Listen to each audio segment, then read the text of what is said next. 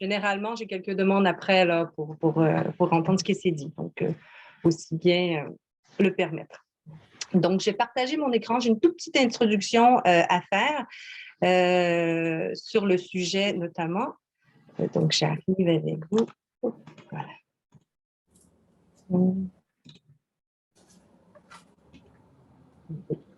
Je vais un petit peu trop vite.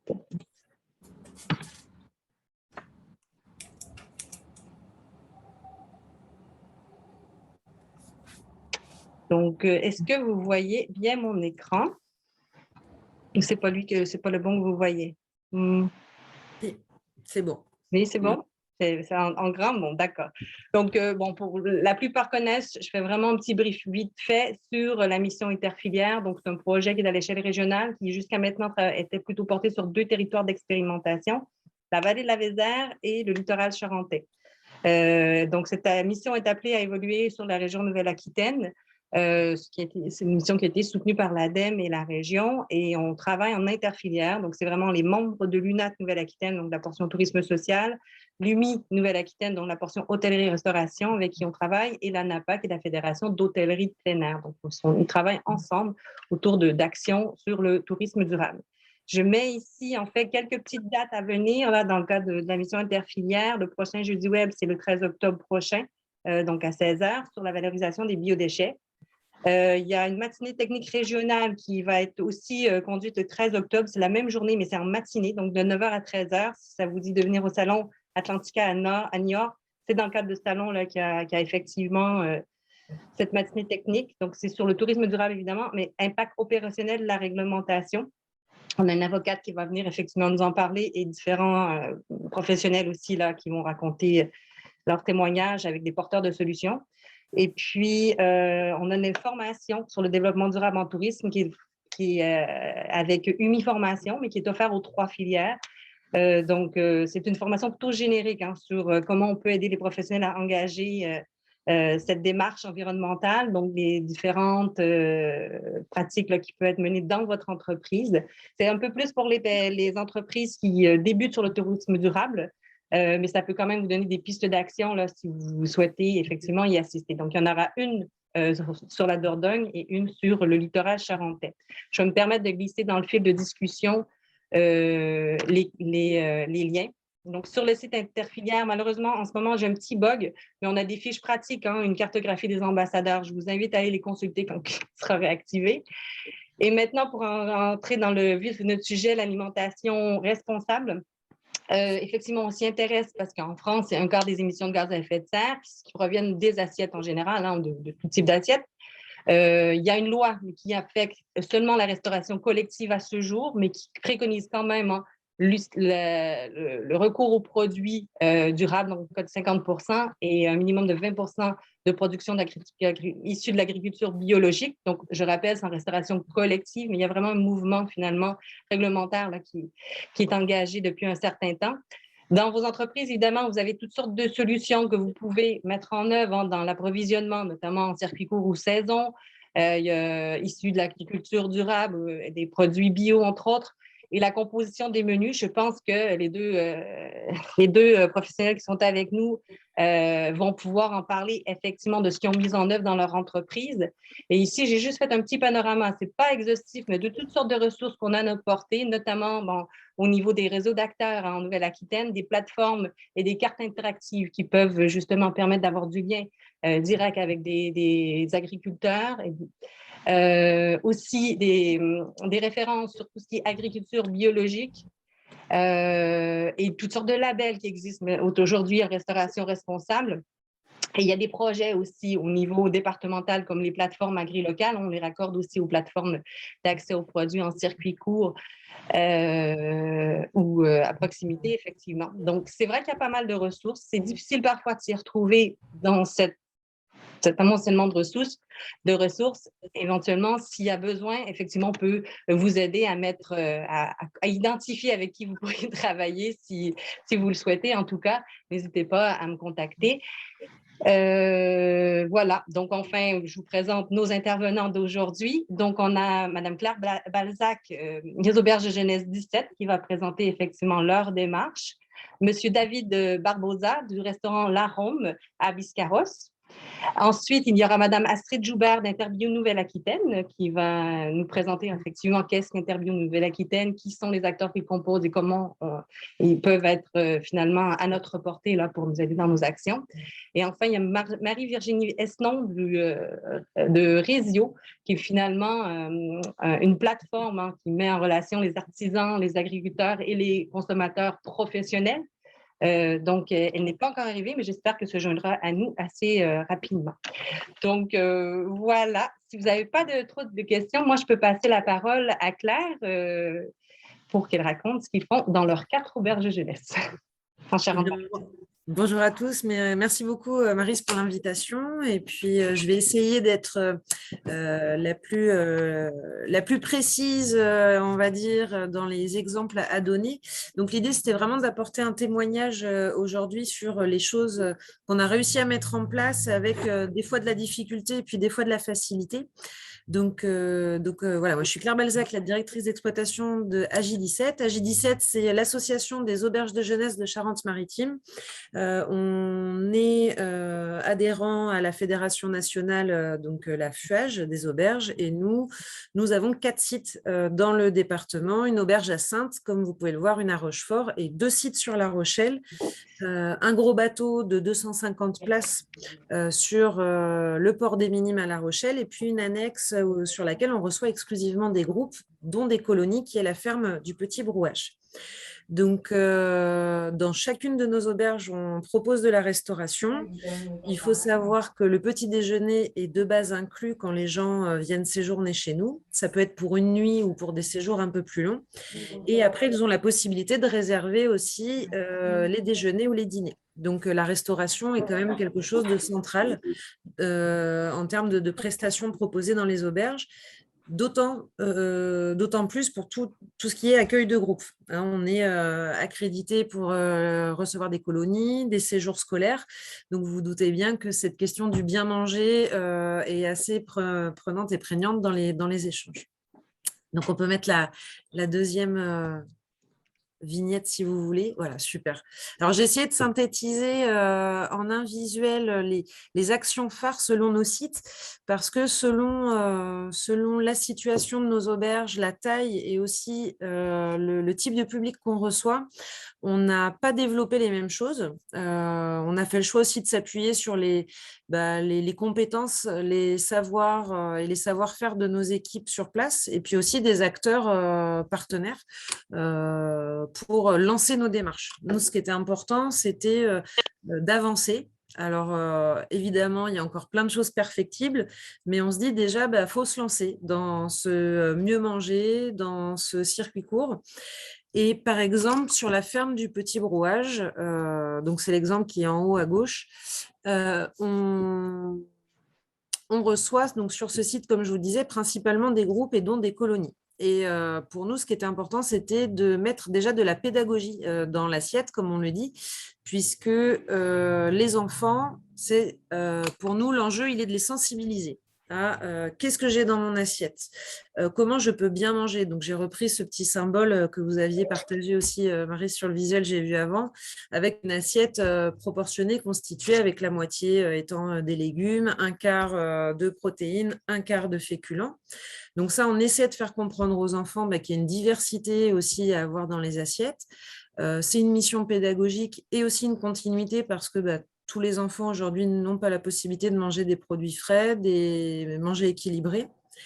Et puis, dans nos organisations, on les invite aussi à se responsabiliser sur la quantité servie dans les assiettes. On les sensibilise énormément au gaspillage, donc on invite à se servir un peu et revenir. On a le droit au rab, on va dire, dans nos auberges, à revenir se servir plutôt que de gonfler l'assiette et de jeter. Donc ça, c'est des actions basiques, mais qui sont centrales sur cette auberge où on accueille des enfants. Après, je vous ai mis une petite poule parce qu'on a fait le choix aussi d'avoir des poules pour la gestion des biodéchets sur ce site-là, ce qui est plutôt apprécié dans les poubelles et ce qui est apprécié aussi par les enfants, puisque en plus, c'est le plaisir d'aller donner les déchets en fin de repas. Si on prend l'exemple de l'auberge des Minimes, qui est notre gros bateau. Donc, l'Auberge des Minimes, c'est entre 24 000 et 28 000 repas par an. Donc là, il y a quand même du volume. Eh bien, la grosse difficulté qu'on a sur cette auberge-là, c'est de trouver des fournisseurs en circuit court qui peuvent bien fournir la quantité nécessaire.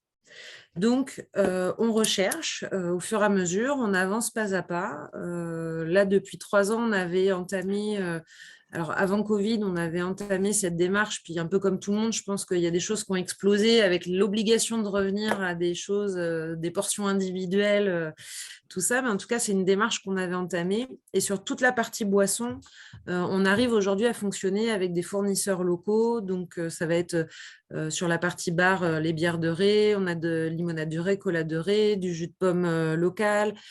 On a aussi tout ce qui va être produit typique du coin, on travaille avec des fournisseurs locaux. Après, on a plus de problématiques à trouver aujourd'hui pour l'Auberge de La Rochelle. Il y a des fournisseurs sur tout le reste de notre produit, parce que comme je vous disais, il y a quand même un gros volume de repas. Mais on a fait, déjà, on a sensibilisé toutes nos équipes à travailler du produit de saison. Sur les légumes, les fruits, on n'est que sur du produit de saison. Ça, c'est très facile à faire. Vous pouvez demander à n'importe quel de votre fournisseur. C'est quelque chose qui est assez facile à mettre en place. On travaille aussi sur du poisson de saison. On essaie d'être attentif à ces périodes-là. Il y a des cartes qui existent.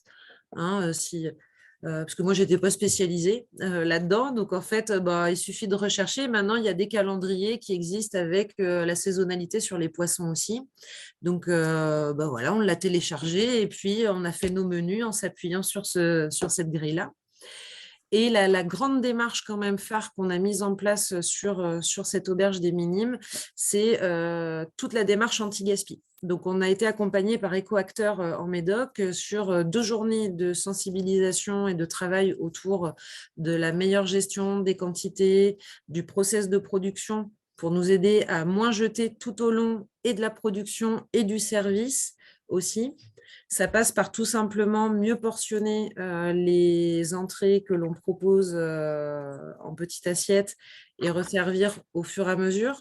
C'est très souvent du bon sens, mais finalement, des fois, ça fait du bien d'avoir quelqu'un qui vient auditer, faire une photo de notre site et nous dire, voilà, il y a ça que vous pouvez améliorer.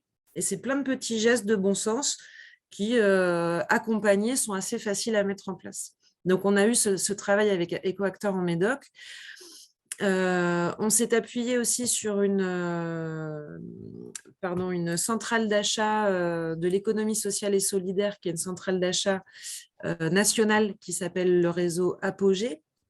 Donc, ils sont dans une démarche où ils recensent les fournisseurs quand même que tout le monde connaît de type Transgourmet, mais ils incluent aussi de plus en plus les fournisseurs locaux et ceux qui sont dans des démarches éco-labellisées ou de circuits courts ou de culture raisonnée. Donc ça peut être une source aussi pour ceux qui ont besoin d'accompagnement. Et je vous ai mis aussi le petit logo Alter Gaïa, puisque ça, c'est notre dernière action qu'on a mis en place juste avant l'été, où en fait, c'est une association qui s'est montée sur La Rochelle et ils récupèrent tout ce qui est biodéchets pour en réaliser un terreau et après ce terreau, le redistribuer dans des potagers, des cultures, alors pour l'instant, plutôt des cultures au niveau des scolaires et des associations. Mais à ce jour, on récupère 100% de nos biodéchets qui repartent donc dans ce réseau circulaire. On a mis en place des petites actions de type le plan anti-gaspi. Donc, qu'est-ce que c'est que le plan anti-gaspi ? Eh bien, la production de la veille qui n'a pas été présentée aux consommateurs est tout simplement resservie dans des assiettes et vendue à moitié prix le lendemain. Donc, les gens qui viennent chez nous ont la possibilité de soit consommer le plat du jour au tarif proposé qui est à 10 € le plat du jour, ou le plat de la veille qu'on a nommé plat anti-gaspi à 5 €. Donc, cette démarche, la meilleure gestion avec Écoacteurs, plus les biodéchets, plus cette démarche-là, ça nous a permis quand même de considérablement réduire nos kilos poubelles, quoi, tout simplement. Et puis, les gens sont contents parce qu'ils ont un petit plat pas trop cher qui reste du fait maison et du qualité. Ça va, je suis dans le timing, ouais, ça va. Je peux poser une question? Ah oui, bien sûr, avec plaisir. Bonjour, donc Bastien Trouvé, Camping les Baleines à Solidoré. Bonjour. Vous avez une estimation de combien vous avez réduit vos quantités de déchets ménagers? Alors, je peux vous dire on a eu sur l'été des ramassages, on avait 6 seaux de 25 kilos de biodéchets qui étaient ramassés. Voilà. Donc, je vous laisse, ça fait 125 kilos par semaine de biodéchets qui sont repartis chez Alter Gaïa. D'accord. Et là, enfin, en fait, est-ce que vous parliez tout à l'heure de réduire vos déchets, mais est-ce que vous savez quelle quantité de déchets vous avez pu euh, que vous avez économisé? C'est-à-dire que, parce que d'un poids l'année dernière, est-ce que vous êtes passé à Alors, quelle quantité cette on année? n'avait pas pesé les poubelles, c'est vraiment un sentiment là. Et puis le ramassage des biodéchets par Alter Gaïa, déjà, ça on a donc ce volume de seaux, comme je vous disais, qui repart et qui est retraité. La réduction des portions en cuisine au moment du service aussi nous a permis de voir visuellement qu'il y avait moins de choses qui partaient à la poubelle en fin de repas. Après, on n'avait pas fait la pesée l'année dernière et cette année. Donc, je n'ai pas de chiffres, mais c'est vraiment j'ai envie de dire un ressenti quasi concret, mais le plongeur voit qu'au lieu de jeter 3 sacs par service, il en jette plus que un. Voilà. Donc, Claire, il vous reste peut-être 3 minutes environ. Il y a encore une question qui a été incorporée là, dans le fil de discussion.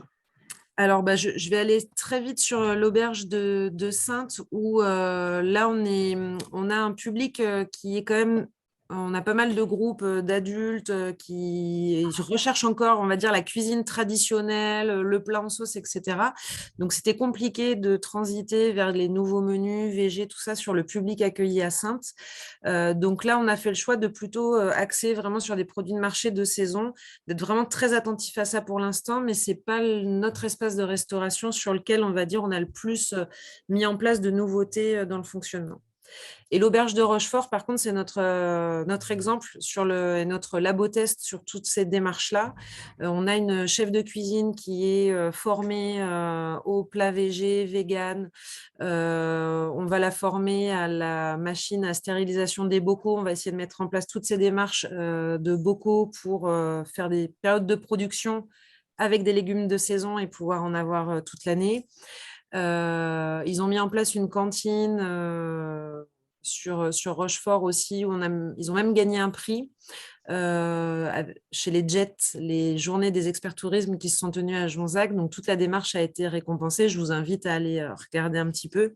Mais là, sur Rochefort, on travaille exclusivement avec des producteurs locaux en raisonné et circuit court. Voilà. Pour essayer d'aller vite, et je peux répondre à la question. Alors, c'est dans la discussion, c'est ça? Oui, effectivement, je peux aller vous la chercher aussi. J'ai M. Barbossa qui vient de m'écrire qu'il y a une coupure de courant, donc il a dû s'absenter. Il espère revenir dès que ça revient. Donc, la question, en fait, était, avez-vous pu faire une analyse de l'origine de vos approvisionnements et des intégrés et en valeur d'achat? Donc, je vais juste voir qui a écrit la question. C'est moi, c'est Astrid d'Interview. En fait, je peux me permettre de repréciser. Oui, allez-y. En fait, donc, du coup, vous indiquez que vous travaillez avec des acteurs locaux, mais aussi dans le cadre d'Apogée, que je ne connaissais pas du coup, c'est super intéressant. Il y a également des gros distributeurs. Et du coup, ma question, c'est dans le cadre de votre projet alimentaire, est-ce que vous savez faire aujourd'hui la répartition entre des produits dits locaux, tant et si bien que vous avez identifié une définition de ce qu'était le local, et l'origine et le pourcentage en fait en valeur d'achat sur vos 100% d'achat. Est-ce que vous savez dire aujourd'hui à combien vous en êtes en appro local? Alors, sur l'auberge de Rochefort, on est à 95% de local, et par local, c'est, on va dire, en direct producteur. Alors, ça reste dans le département. Il y a des producteurs qui sont un peu plus éloignés de Rochefort. Dans le Marais Poitevin, par exemple, sur les sirops, on a une productrice qui est du côté de Charon, donc c'est pas pile poil à côté, mais ça reste dans le département. Sur l'auberge de La Rochelle, tout ce qui est, on est plutôt aujourd'hui sur du 20%. Comme je l'évoquais en début, la grande difficulté, c'est le volume et également l'accompagnement qui peut être fait par des acteurs du territoire. Sur Rochefort, il existe un annuaire que la ville a travaillé et qui a été partagé auprès des publics de restauration et des acteurs du tourisme, avec justement un recensement des producteurs locaux, bio et raisonnés. Donc, il y a cet annuaire qui existe déjà. Sur La Rochelle, il y a eu un premier travail qui a été mené l'hiver dernier en regroupant les restaurateurs et les professionnels du tourisme pour parler de cette question de l'alimentation durable. Mais à ce jour, il n'existe pas de base de données. Donc, pour nous, on passe beaucoup de temps. Donc, on avance. C'est pour ça que je disais, c'est vraiment la technique des petits pas. Voilà, on essaie d'avancer en fonction des personnes qu'on nous présente ou des choses sur lesquelles on souhaite évoluer. Là, déjà, cette année, sur l'auberge des Minimes, on a de nouveau enlevé 100% des... Alors, pas 100%, je mens. Quasiment tous les déchets sur le petit déjeuner, chose qui n'était plus le cas avec le Covid. Donc là, on est repassé à du petit déjeuner zéro déchet, sauf le petit beurre. Voilà, on a le petit beurre individuel qui est toujours emballé. Donc voilà, donc on avance, mais alors si certains ont des annuaires, je suis preneuse aussi. Claire, on va prendre une petite dernière question et ensuite je vais passer la parole à Astrid si Monsieur Barbossa ne revient pas de suite. Donc, il y a une question de Christelle Servoni. Oui, bonjour, bonjour à tous. Excusez-moi, je vous ai rejoint un petit peu en retard. Je voulais juste répondre par rapport à ce qui vient d'être dit sur la recherche de producteurs et l'existence ou non d'annuaires. Du coup, c'est pour vous parler de Manger 17, le site internet qu'on a mis en place en partenariat avec la Chambre d'agriculture. Et sur ce site internet, vous pouvez justement rechercher autour de vous les producteurs. Donc, si vous êtes en recherche de producteurs autour de l'auberge de jeunesse de La Rochelle, moi, je vous invite à vous rendre sur ce site, manger17.fr. Et voilà, et là, vous pouvez rechercher par produit, en fait, tout ce dont vous auriez besoin. Voilà, ça peut peut-être vous faciliter. Tout à fait, je ne connaissais pas ce site, donc merci, on ira voir. Et puis, vous avez aussi la possibilité d'utiliser un autre outil qui est AgriLocal et de vous y inscrire. Et là encore, voilà, ça c'est l'outil qu'on a mis en place, enfin c'est un réseau national, hein, donc, mais on l'a développé en Charente-Maritime pour la restauration collective. Et donc là également, vous avez la possibilité de rentrer en contact avec les producteurs locaux pour voilà, approvisionner vos restaurants, que ce soit à Saintes, La Rochelle, Rochefort. Tout à fait. Et on peut vous mettre en contact avec les personnes référentes de AgriLocal à la fois sur le 17 et le 24, mais il y en a d'autres effectivement en Nouvelle-Aquitaine. Je crois qu'il y a 6 AgriLocal pour les différents départements. Donc, il y a une autre petite information aussi de Bastien Trouvé. Donc, à l'attention de Mme Balzac, avez-vous contacté un regroupement d'agriculteurs comme par exemple Nos Paniers de la Campagne à La Rochelle? Bravo pour vos engagements. Peut-être y répondre rapidement et on passe la parole pour pas qu'on déborde trop, s'il vous plaît, Claire. Mais oui, effectivement, bravo pour vos engagements. Eh ben, merci de ces contacts. Donc, nous, on n'avait pas contacté de regroupement d'agriculteurs. Donc, merci. Je passerai l'information à nos différents chefs de cuisine pour poursuivre la démarche. Mais en tout cas, je prends vos trucs et astuces aussi. Merci beaucoup. Merci, Claire. Donc, comme M. Barbossa n'est pas revenu, je vais passer la parole directement à Mme Astrid Joubert d'Interbio Nouvelle-Aquitaine. Est-ce que vous souhaitez partager votre écran ou vous souhaitez que je partage votre PDF? Dites-moi. Bon, si vous l'avez, je vous laisse passer les diapos, si ça ne vous dérange pas. Non, pas du tout. Par contre, Parfait. je le mette au bon endroit. Du coup, je peux peut-être commencer par me présenter. Donc, tout d'abord, merci de nous avoir associés à cette rencontre. Alors, ce n'est pas forcément un champ sur lequel on intervient, nous, à l'origine, mais du coup, je pense qu'on a pas mal à vous apporter, donc c'est bien. Interbio, c'est du coup une structure régionale de développement de l'agriculture biologique. Pour ça, c'est assez simple à comprendre. On est, nous, ce qu'on appelle le second étage de la fusée, c'est-à-dire qu'au sein de notre structure, on a tous les maillons de la chaîne, à la fois les représentants des producteurs, donc les chambres d'agriculture, les GAB. On a aussi les coopératives agricoles, des transformateurs, des distributeurs. Et après, on a ce qu'on appelle des membres associés. Donc, ça peut être des lycées agricoles, ça peut être des instituts de recherche, par exemple. Donc, voilà. Donc, notre premier métier, c'est de travailler sur la structuration de la filière bio à l'échelle, pour le coup, de la Nouvelle-Aquitaine, puisqu'on a vocation régionale. Ça, c'est notre grande mission. Et moi, spécifiquement, mon travail, c'est d'aider les collectivités. C'est le gros cœur de notre métier, à introduire des produits bio dans leurs services de restauration. Donc, ça fait à peu près 15 ans que je fais ça.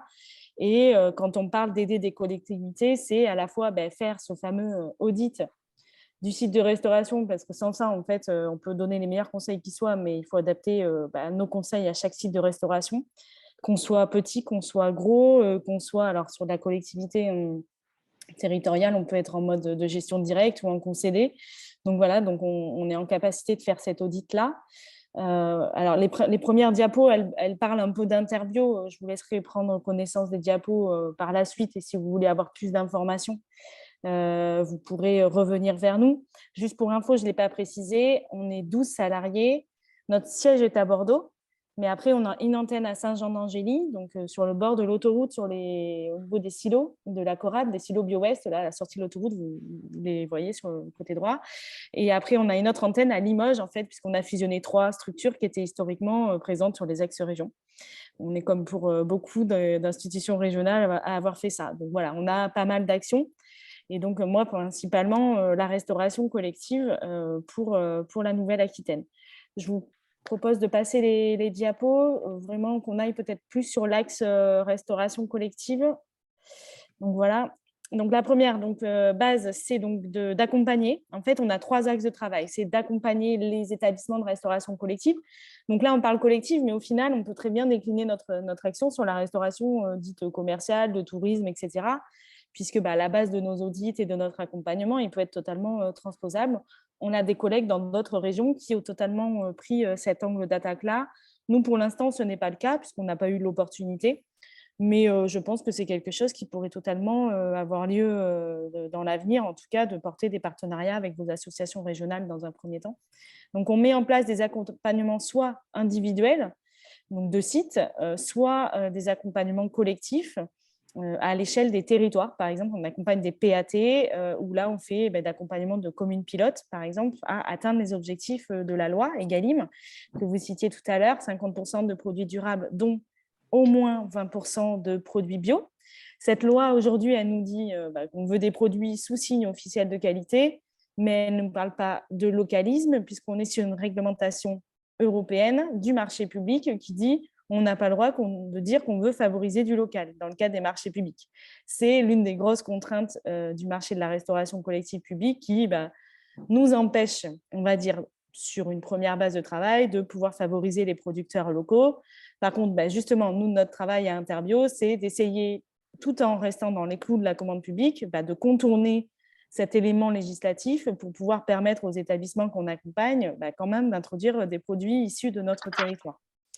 À ce titre, justement, on organise et on anime des sessions de formation, donc des sessions EGalim, des sessions sur les marchés publics également. On peut aussi animer des sessions sur je veux relocaliser mes approvisionnements, comment je m'y prends. Donc, on fait ce qu'on appelle un cas type. Donc, il y a plusieurs sites de restauration qui viennent, on fait un cas type. Chacun apporte ses données de nombre de restaurants, qui sont ses fournisseurs, quels sont ses moyens budgétaires, etc. Et ses moyens humains aussi pour travailler en cuisine, puisque faire du local, du frais de saison, c'est aussi avoir des moyens humains pour pouvoir les travailler. Et du coup, on peut être en capacité sur ces formations-là d'apporter ce premier conseil en session collective pour les établissements, en vue d'atteindre les objectifs de la loi EGalim uniquement sur la partie bio, parce que notre métier, c'est de développer l'agriculture biologique. Après, on travaille avec des partenaires sur le reste de champ d'action, qui peuvent être les chambres d'agriculture, qui peuvent être les départements, comme le précisait Christelle précédemment, qui ont des dispositifs, eux, d'accompagnement et de sourçage de l'offre sur les territoires. Et donc, on n'hésite pas, sur le non-bio, en tout cas, à être en relation avec ces sites de restauration. Ensuite, notre cœur de métier, c'était surtout de développer la bio. Donc, la deuxième action, c'est d'accompagner la filière bio. Donc, l'un des principaux freins aujourd'hui à l'introduction de produits bio en restauration collective, c'est de dire qu'il n'y a pas d'offre et qu'en plus, cette offre, elle est chère. Alors, la question du prix aujourd'hui, c'est peut-être une question qu'on peut mettre en suspens parce que bio, non bio, l'impact de la crise à la fois Covid, sanitaire, Ukraine, géopolitique, etc., fait que tous les prix, de toute façon, explosent. Mais aujourd'hui, on sait, nous, vous mettre en relation avec une offre identifiée sur votre territoire, adaptée à vos modalités de fonctionnement. C'est notre, justement, cœur de métier que d'aider tous les maillons, on va dire, de la filière à se structurer pour. Moi, je sais que j'ai commencé il y a 15 ans, et il y a 15 ans, c'était le Grenelle de l'environnement à peu près qui disait il faut faire du bio, peu importe l'origine. On avait beaucoup de sites de restauration qui nous contactaient pour avoir du bio. Et en fait, la filière, elle n'était pas du tout structurée comme elle peut l'être aujourd'hui. Et on essayait entre guillemets, de bricoler pour trouver des solutions. Parce que l'offre, il y en avait, mais elle n'était surtout pas organisée avec les contraintes logistiques, sanitaires, etc., que les sites de restauration sont amenés à devoir appliquer. Donc ça, c'est un deuxième métier chez nous, c'est de vous permettre à vous d'accéder à une offre structurée, organisée pour vos sites de restauration. Et le troisième métier qu'on a, c'est de faire la promotion de tous ces aspects-là. Et donc, j'en profite pour vous informer que le 23 novembre aura lieu au Futuroscope un salon, alors dédié effectivement à restauration collective, mais rien n'empêche à la restauration dite commerciale de pouvoir venir, puisque en fait, toute la matinée sera un salon de fournisseurs de produits à la fois bio, mais aussi locaux ou sous signe officiel de qualité, issus de la région Nouvelle-Aquitaine. Donc ça, c'est en partenariat avec la région, la DRAF, l'Agence régionale de santé, puis le département de la Vienne et l'agglomération de Poitiers. Donc toute la matinée, en fait, on a la possibilité de venir sourcer de l'offre issue de son territoire, alors principalement Poitou-Charentes, puisque les fournisseurs des Pyrénées-Atlantiques ne vont pas forcément venir jusqu'à Poitiers. Donc voilà, c'est vrai que pour des établissements qui seraient situés comme les vôtres sur Poitou-Charentes, ça peut être intéressant de venir sourcer l'offre disponible.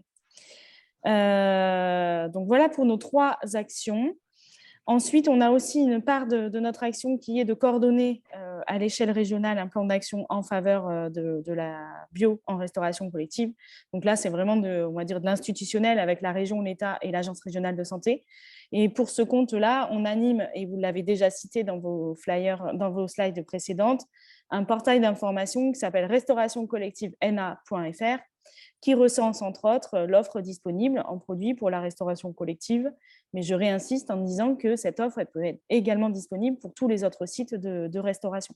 Donc, il ne faut pas hésiter à aller visiter ce portail qui complète à la fois les portails d'agri local, mais aussi les actions qui sont portées par les départements ou les chambres sur les territoires. Juste, moi, je voulais apporter quelques infos supplémentaires sur le bio, parce qu'on a un gros débat. Celle-là, on peut la passer. Ça, c'est nos missions. En fait, le bio, effectivement, de base, c'est un produit qui est cher. C'est un produit où on pourrait se dire, bon, c'est quoi l'intérêt de faire du bio? Enfin, voilà, on peut avoir différents débats autour de cette thématique-là. Bon, aujourd'hui, je pense que les bienfaits de l'introduction d'un produit, on va dire, qui protège son environnement, ne sont plus forcément à démontrer. Mais bon, nous qui accompagnons des collectivités, on est encore face à ce type de débat-là. Donc, on est obligé de pouvoir accompagner. Et donc, là, par exemple, sur la prochaine slide, on vous propose un schéma classique d'introduction de produits bio et locaux réussi en 6 étapes. La première, c'est de réunir les acteurs. Alors, quand on est dans une collectivité, on va réunir les élus, les cuisiniers, les agents de service ou les acheteurs et on va débattre sur c'est quoi le projet. La deuxième, c'est de connaître la filière bio. Donc, le fait d'être accompagné par nos structures vous permet à vous, entre guillemets, de s'économiser la phase de sourcing de l'offre puisqu'on l'a fait à votre place, adapté à votre site de restauration. Ensuite, c'est savoir se dire, c'est quoi mes moyens? Est-ce que si je veux faire, j'en sais rien, 95% de local à La Rochelle, est-ce que je suis capable aujourd'hui, demain ou après-demain, cette politique du petit pas, se fixer ses objectifs de manière réalisable? Et ensuite, former les agents, ça c'est important. Sur la restauration collective, on impose aujourd'hui la mise en place du menu végétarien. Donc, du coup, nous, on forme beaucoup les cuisiniers à mettre en place la diversification des protéines avec des protéines les plus locales possibles, puisqu'on est sur une région qui, on va dire, produit des protéines végétales bio. Et après, c'est parler de ce qu'on fait. Donc, c'est bien d'introduire des produits bio, mais c'est aussi important de pouvoir valoriser l'action qui est portée auprès des parents d'élèves et auprès de l'extérieur. À ce titre, on a développé un label qui s'appelle Territoire Bio Engagé. Donc, il est vraiment dédié au territoire et à la restauration collective publique qui valorise en fait l'action portée par les collectivités en faveur du développement des produits bio dans les sites de restauration collective. Voilà, donc sur la méthode qu'on met en place, donc nous on accompagne de A à Z. Là, on parle du prix puisque on travaille sur les notions que vous avez déjà évoquées, le gaspillage alimentaire, la mise en place des menus, les produits végétariens, adapter ses achats, faire une vraie analyse de ses achats, l'origine, quels sont mes fournisseurs. C'est aussi se poser la question de où est-ce que je peux essayer d'aller faire des économies, puisque là, par exemple, j'accompagne une commune de 50 repas par jour, donc tout petit site de restauration dans le Médoc, et qui en fait me dit non mais le bio c'est beaucoup trop cher, j'ai pas envie d'en faire, et qui en fait on s'aperçoit en faisant une analyse de produits que le distributeur, on va dire classique, type transgourmet mais qui n'est pas transgourmet, vend le kilo de pâtes à 5 € le kilo en bio.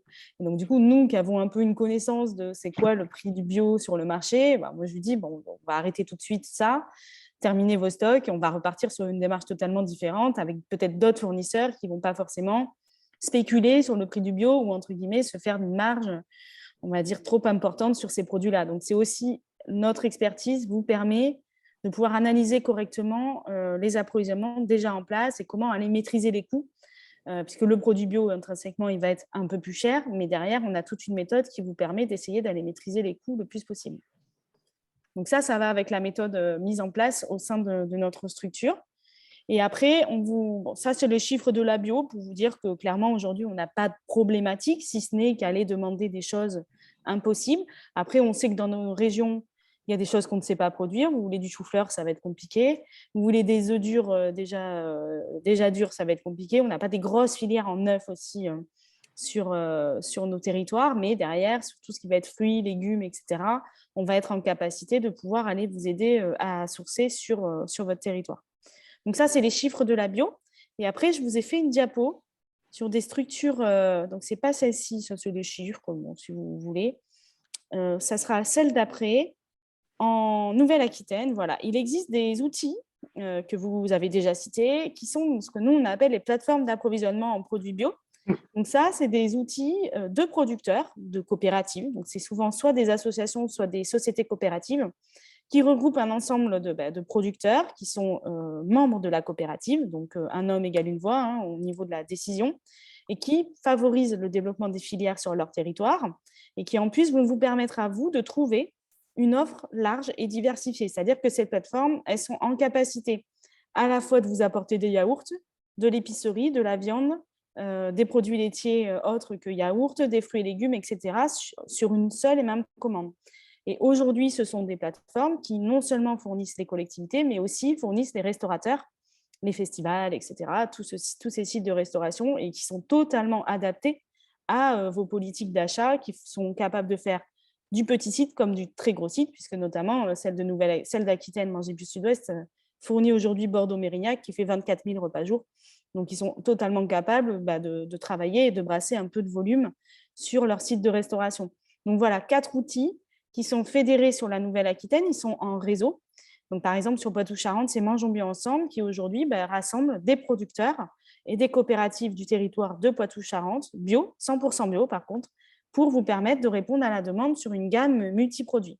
Et la spécificité, voilà, c'est que c'est vraiment des structures qui, au quotidien, structurent les filières. Nous, on travaille avec eux, par exemple, en ce moment, on travaille sur la filière 4e gamme et surgelée, en fruits et légumes pour les sites de restauration qui n'auraient plus trop de temps pour travailler du produit brut et qui, du coup, voudraient quand même du produit local et de qualité sans forcément avoir besoin de le transformer sur place.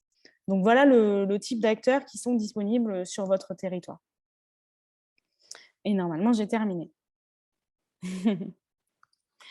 Donc, j'espère avoir été assez large dans tout ce qu'on est en capacité de faire.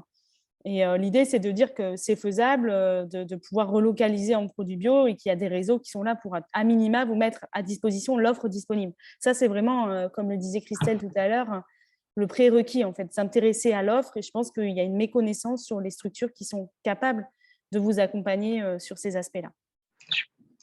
Merci beaucoup, Astrid. Je vais mettre vos coordonnées, si vous voulez, dans le fil de discussion directement, si j'y arrive.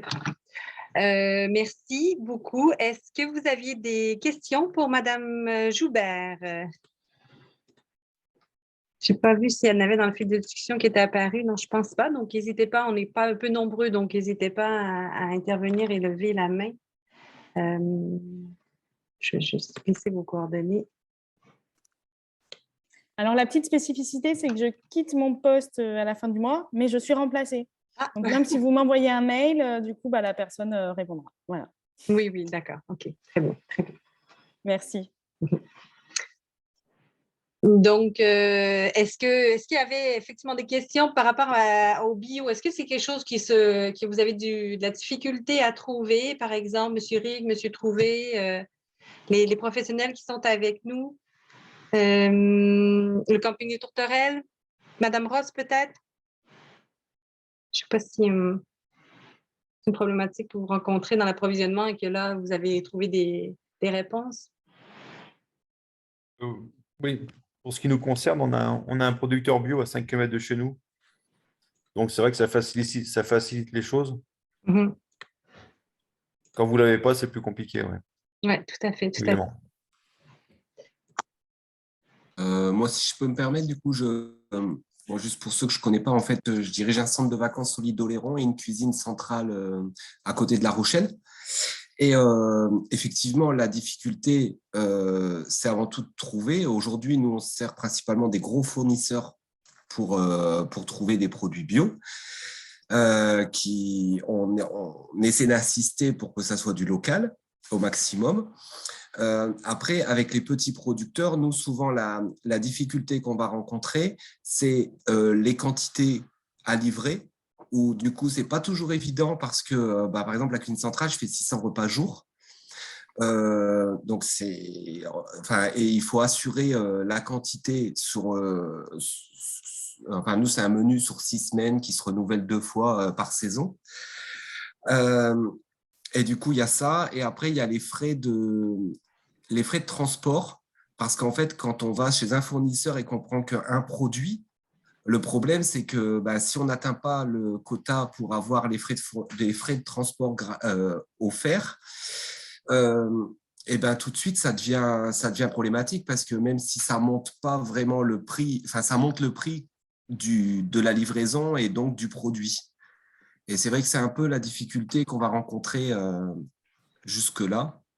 Après, je vous entendais parler tout à l'heure d'un forum à Poitiers, au Futuroscope. Je suis très intéressé pour avoir de la documentation là-dessus et peut-être y participer avec mon chef de cuisine, puisque c'est vrai qu'il ne peut pas assister à ces réunions, mais je pense que ça serait très intéressant pour lui de découvrir d'autres façons de commander. Aujourd'hui, on est, nous, sur plutôt des commandes, on est encore à l'ancienne, où il aime bien prendre son téléphone et appeler chaque fournisseur. Là, on est en train d'investir dans un logiciel d'achat.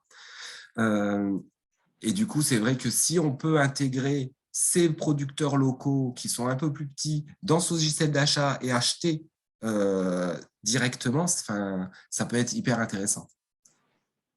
Alors, du coup, je me permets de répondre à votre question. J'ai mis le site internet, la plateforme en ligne. Après, on verra avec Maryse pour faire passer des infos sur le salon de novembre. Après, voilà, typiquement, 600 repas jour, c'est pour ça que nos structures, elles sont là pour en fait faire la photo à l'instant T et de se dire, OK, le petit producteur, 600 repas jour, ça sera clairement pas évident, sauf à planifier sur des produits et des livraisons types. Pour lui, ça peut être intéressant. Et nous, on vous aide en fait à mettre en musique vos fournisseurs.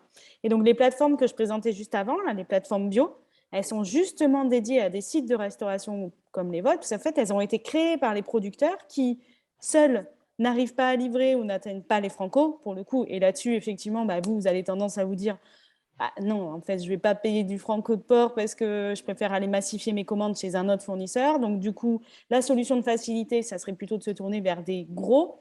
Et là, voilà, les plateformes, elles vous permettent en fait de répondre à la demande que vous pourriez avoir de faire du local et de favoriser une offre la plus locale possible, tout en atteignant une gamme large avec ce fameux franco, quoi. Effectivement, aujourd'hui, c'est l'une des problématiques.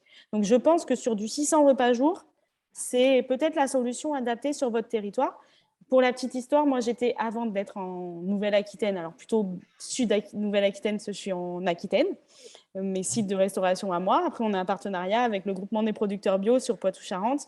Et donc, j'ai travaillé 7 ans avant en Poitou-Charentes. Donc, je sais que la filière bio en Poitou-Charentes, elle n'est pas exactement la même que sur l'Aquitaine, où on a des grosses coopératives bio, entre autres en Lot-et-Garonne. Donc, voilà. Donc, nous, on va être en capacité de vous aider à dire, OK, l'optimisation de mes approvisionnements, si je veux vraiment maîtriser mes coûts et atteindre mes objectifs, c'est comme ça, comme ça, comme ça, quitte à, entre guillemets, mixer 3 types de fournisseurs, producteurs, plateformes, etc. Et pour obtenir ce niveau de conseil, les professionnels vous contactent à vous, ils contactent directement les plateformes que vous avez identifiées concrètement Alors, sur le niveau de conseil, c'est plutôt nous. Et sur les plateformes, c'est vraiment pour l'approvisionnement. Mais rien ne vous empêche déjà de rentrer en contact avec les plateformes, de voir ce qui est faisable, parce que vous expliquiez que vous avez un chef. Enfin, je veux dire, on a des chefs qui savent très bien faire ce travail-là. C'est si vous jugez d'avoir besoin d'un conseil, ce qu'on appelle le conseil minute chez nous, on peut faire un petit point téléphonique, vous se déplacer en disant, voilà, effectivement, peut-être qu'on pourrait mixer plusieurs stratégies, mais rien ne vous empêche de contacter la plateforme dans un premier temps pour faire un premier point déjà, ne serait-ce que d'avoir un tarif pour voir ce que ça donne, faire des comparatifs de prix et de produits. Il y a un coût à ces conseils ou c'est offert? Alors, les conseils minutes, ils sont gratuits pour tout ce qui va être restauration collective publique. Donc, par exemple, la cuisine centrale, je n'ai pas trop compris laquelle c'était, si c'était public ou pas. Non. Voilà. Et ça fait partie d'une association privée, on fait des repas pour des EHPAD. OK, donc si c'est public, c'est gratuit parce que pris en charge par les financeurs publics. Chez nous, si c'est privé, c'est payant, mais là, après, il faut identifier un devis ou mettre en place des conventions. Enfin, voilà, il y a plein de choses qui peuvent s'envisager. Très bien. Donc, voilà, peut-être dans un premier temps, prendre contact avec la plateforme et puis voir les choses. Parfait. Claire, vous avez une question?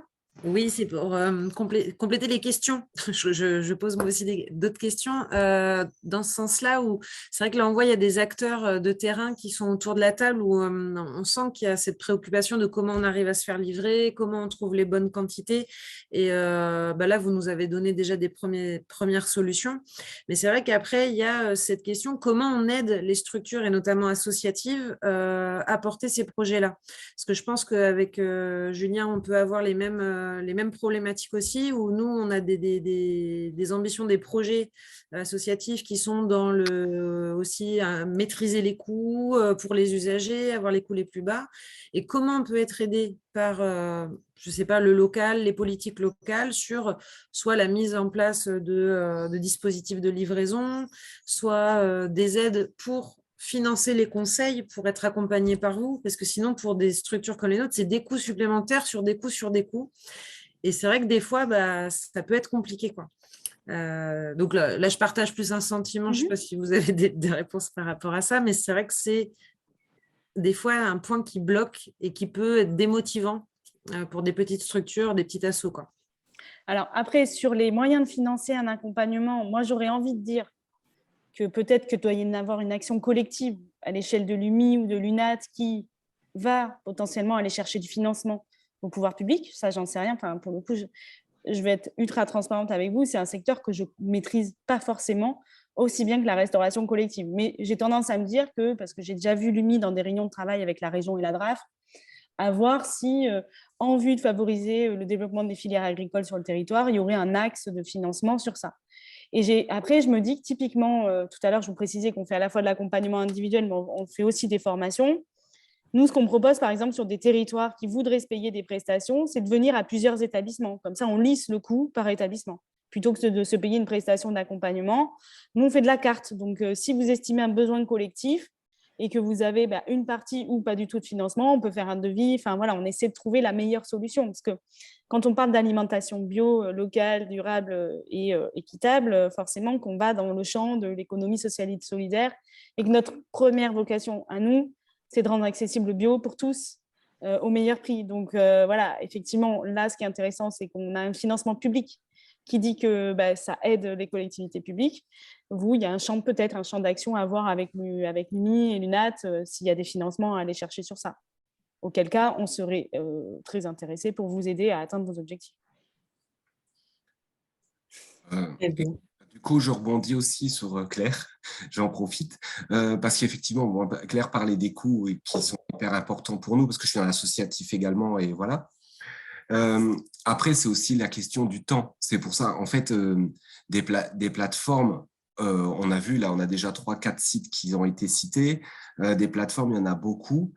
Alors, moi, naturellement, je dirais qu'effectivement, si on veut mettre quelque chose en place d'efficace, il faut un accompagnement un peu complet. C'est-à-dire que nos temps, ils sont déjà hyper comptés. Et que du coup, quelquefois, ça m'est déjà arrivé de vouloir me lancer dans ce genre d'entreprise, regarder les sites que j'ai pu avoir et puis me dire, j'ai tous ces sites à analyser, à regarder. Et puis en fait, finalement, laisser tomber parce qu'on est pris dans le quotidien aussi, parce qu'on est aussi des acteurs de terrain. Moi, 50% de mon temps, c'est du terrain. Et du coup, en fait, il y a beaucoup de propositions et ça peut prendre beaucoup de temps à analyser. Alors ça, c'est peut-être une réflexion un peu plus pour Maryse, au niveau de l'interfilière, où effectivement, il y a un gros travail un peu de résumé ou d'aide là-dessus pour nous orienter assez rapidement, qui pourrait peut-être être fait au niveau interfilière et qui serait vraiment aidant. Qui serait utile à la fois pour vous, pour les campings qui offrent de la restauration et pour les professionnels de la restauration aussi, commerciale.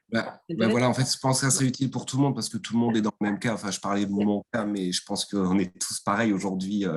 Nos plannings, je ne pense pas qu'on ait des demi-journées assez facilement dedans. Ouais. Mais voilà. Parce que cette plateforme a l'air hyper intéressante. Après, moi, naturellement, si je devais y aller, je dirais il me faut un accompagnement complet. Aujourd'hui, quand je fais des projets pour ma cuisine centrale, la plupart du temps, je fais appel à un accompagnement complet parce que je zappe la moitié des choses et je ne vais pas au plus efficient. Après, nous, quand on fait du diagnostic, justement, on vient faire l'analyse. Alors, on a un peu besoin de vous parce que, sinon, on ferait votre travail. Mais on vient faire cette analyse et vous apporter les précaux les plus adaptés de manière à ce que vous n'ayez pas besoin de débroussailler tout ça, en fait. On fait une part du job à votre place. Après, c'est souvent ce qu'on dit. La condition de réussite, c'est aussi que chaque site de restauration se prenne en main et mouille, en fait, l'ensemble des acteurs, clairement. Mais voilà, on essaye de faire en sorte que pour une collectivité, ça ne soit pas trop lourd et on adapte. C'est-à-dire que moi, j'ai des communes. Là, on a mis en place chez nous une sorte de calculette Egalim qui permet de rentrer. C'est pour ça que je vous demandais tout à l'heure comment vous faites et est-ce que vous avez les indicateurs. Et on a des communes qui nous disent non, moi, j'ai pas le temps. Donc, OK, on s'adapte, on fait autrement. On essaie de voir comment on peut aller chercher les infos par nous-mêmes, en fait, en essayant de vous poser des questions parce que on sait ce que c'est. Et comme dans tous nos métiers, on a tous la tête dans le guidon. Donc, des fois, on a besoin aussi de quelqu'un qui va nous aider à prendre de la hauteur sans trop nous en rajouter sur la to-do list parce que sinon, c'est assez compliqué, quoi. Donc, c'est ce qu'on essaye de faire, en tout cas, dans nos accompagnements, c'est de ne pas rajouter de surcouche. Même si, clairement, se poser la question d'un projet alimentaire de qualité, il faut se poser à un moment donné, quoi. Parce que des établissements, moi, ça fait 15 ans que je fais ça, des établissements qui vont nous dire « oui, je veux relocaliser, je veux faire du bio, etc. » mais qui ne se posent aucune question, ils vont vite vers le grossiste classique, ils font du bio et ils disent « ah, c'est bon, j'ai atteint les objectifs ». Et ceux-là, nous, on n'a pas trop tendance à les accompagner parce qu'on voit vite que notre accompagnement va servir à rien. Donc, on préfère aller sur des structures très, très motivées. Mais enfin, on pourra refaire un point, Astrid, avant que vous nous quittiez, effectivement, pour voir comment on peut. Moi, je pourrais travailler avec vous, Interview Nouvelle-Aquitaine, pour justement relayer une info plus synthétique aux professionnels et déjà faire peut-être un premier débroussaillage. Effectivement, on avait une autre invitée qui malheureusement ne s'est pas jointe à nous de la plateforme Résio. Donc, effectivement, là, c'est une plateforme qui favorisait plutôt le local, mais qui avait une part de bio. Donc, on n'était pas sur du tout bio. C'est pour ça que je souhaitais aussi l'inviter parce que il y a différents niveaux, effectivement, là, d'intérêt et d'implication par rapport à la diversité des produits, de l'approvisionnement. Et malheureusement, M. Barbosa ne pourra pas revenir avec nous là, à temps là, pour faire sa présentation. Donc, au final, on a eu 2 présentations aujourd'hui qui ont été de qualité avec des échanges intéressants. Finalement, c'est peut-être pas plus mal sur la richesse des échanges qu'il peut y avoir, d'avoir peut-être 2 intervenants plutôt que 4 éventuellement. Je suis toujours ouverte à vos retours par rapport à comment peuvent évoluer ces webinaires, parce que là, on a fait une série de 6 webinaires. On va en refaire sur l'année, donc de façon peut-être moins régulière de mois en mois, mais il y en aura d'autres qui seront à venir après celui du 13 octobre. Donc, vos retours, si vous en avez, je suis preneur pour faire évoluer justement ce petit service d'échange entre professionnels et porteurs de solutions. Donc voilà, mais si vous n'avez pas d'autres questions, moi, je vais vous remercier encore une fois de votre présence, les intervenants de la richesse de vos interventions. Félicitations à tous ceux qui s'engagent et je suis à votre disposition si vous avez des questions diverses par la suite. Merci Maryse. Merci. Merci à vous. Bonne fin de journée. Bonne fin de journée. Au revoir. Au revoir. Merci, au revoir. Au revoir. Au revoir.